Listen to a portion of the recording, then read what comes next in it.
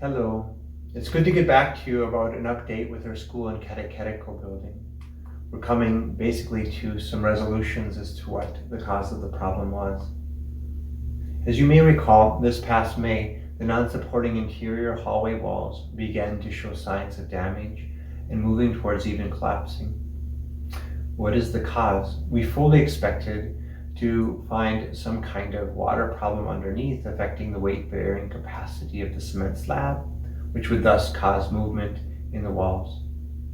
So we had plumbers doing scoping work in all of the different types of pipes. Geotechs did a core sample, several actually, and extensive excavation to be able to look at the soil below as well as moisture levels. And a structural engineer was hired to dive into the problem to make sense of it all. The various investigations produced no evidence that the problem was under the slab, holding up the hallway walls. In fact, I guess you could say it showed us that we're sitting on a very pretty stable foundation. The team also looked up. There was no damage noted to the roof trusses, and there was a several-inch gap between the wall and the trusses. So we turned our attention to another cause.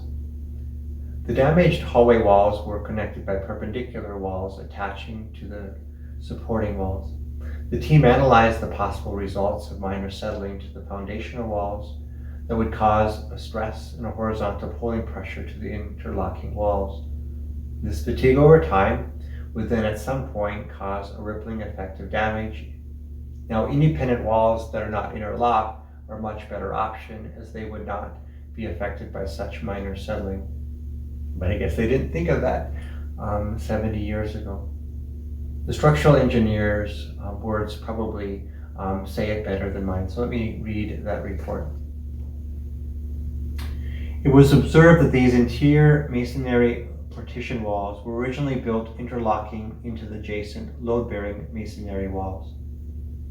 If the load-bearing walls were subject to settlement or heaving during the life of the building, these interlocked partition walls would naturally be pulled with the movement of the bearing walls.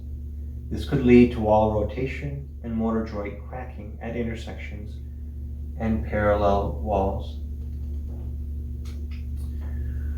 Well, we also had another structural engineer come in and look at things.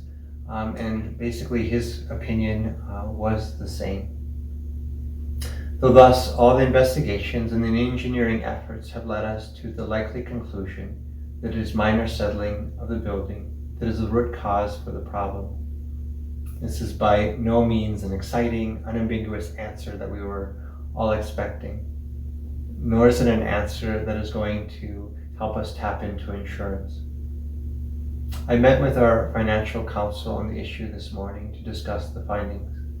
They agreed that we need to acknowledge the structural engineer's assessment and proceed with wrapping up the investigation period. We decided to have a meeting for all interested this coming Tuesday, August 23rd at 5 p.m. on the east side of the social hall.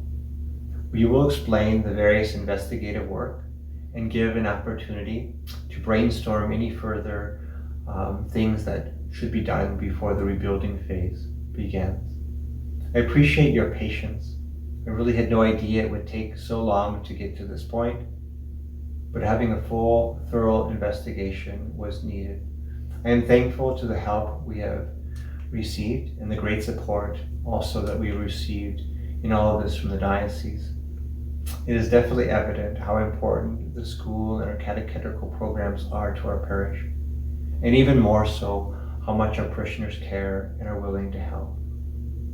So thank you, and many blessings